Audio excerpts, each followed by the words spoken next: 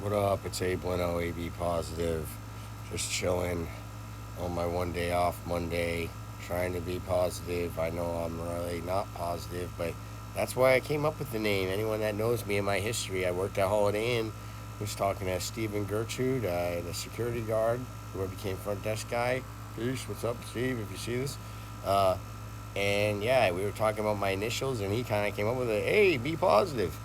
And, it started out as almost a joke, and then it's like, yeah, I should be positive, and this would be my musical alias. And next thing you know, it's into my flesh and my blood transfused into me.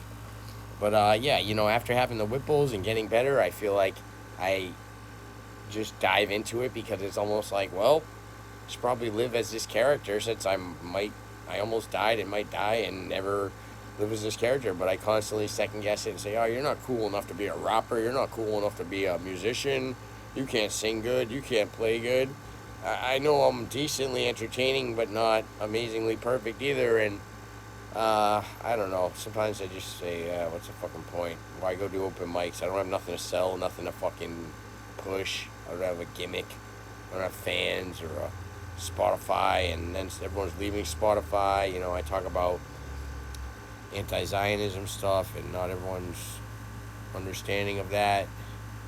I feel like I lost my therapist, got discharged. Now I'm just kind of waiting for a new one, and always freaking out. I'm that 39-year-old loser who gets no likes online. Everyone rejects in person.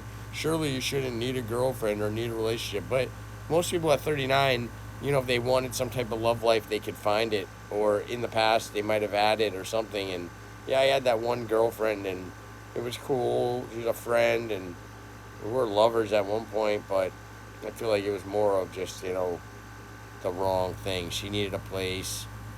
I didn't have confidence, so she was, kind of manipulating me in ways, and I learned some stuff, but I don't think it was right. I don't think I would have gone for her if I was in my most confident zone. I would have probably gone for someone my height or shorter, honestly. I mean, not that height is everything, because, she did have a good mind. We had good mental connection. She still kind of understands my humor, understands me, but, yeah, I don't feel like I ever meet anyone else. I met that one girl when I was 31, now I'm 39.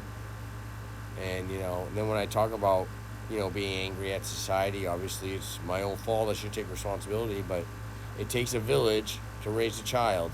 And I came up with the saying, it takes villagers to make a killer.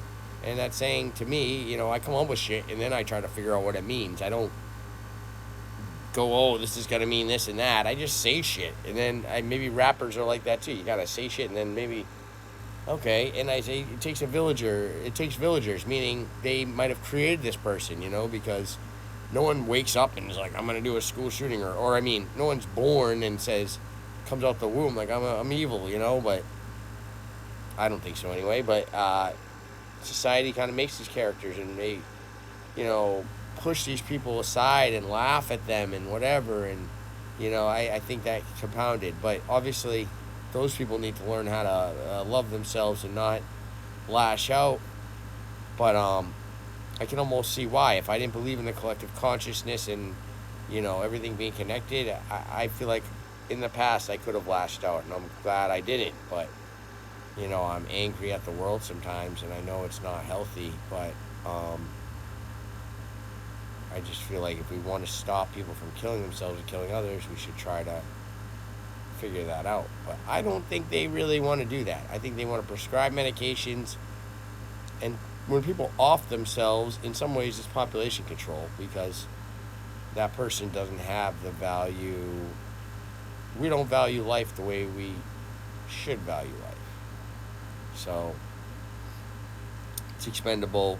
It's, slaughterhouse rules, and, in that way, I don't think we really have the help, because if you complain to anyone, you say, hey, dude, I had to do this and I had to do that, and you try going through that. That's the basic human perspective, the comparisons of sufferings, and, and we all do it. I do it, people say to me something, they say, hey, try never having a girlfriend until you're 31. And then their response would probably be, well, I wouldn't be like you know. But at the end of the day, I'm just trying to like live my life and have a good day today. I do sometimes think about like if I wanted to, where could I find a spot that's a high enough elevation that could like, you could jump and die. It would be a scary way down. Maybe take some like medications and go to sleep with a plastic bag, stuff like that. I wonder if I ever wanted to check out permanently, which I don't. Maybe I should have some type of plan for that. But I don't know. It seems like things are just gonna keep going the same way, and I don't know. Right now, I have a little bit of allergies or sickness, and whenever I get bronchitis, I can't smoke weed regularly. I lose my whole thing. Like I pretty much have my whole thing. I've lost it anyway. I'm out of balance in ways, and always frustrated. But when I get sick, my frustration gets even worse. It's like, oh, no one's gonna want a sick person. No one's gonna want a broke person. No one's gonna, you just get in these weird ways. And then I was anemic. I was sick all the time. It seemed like I'd get sick every week, and the Whipples and shit. And people don't understand it. They're like, yeah, you're young, you're fine. People say, oh, my blood work's not right too. But what about, how are you at 39? Probably healthy, having a family, not bitching to a fucking camera. But yeah, it's not comparison of sorrows here or comparisons of sufferings. This is just, hey, it is what it is. Drink some yerba if you got it. Peace.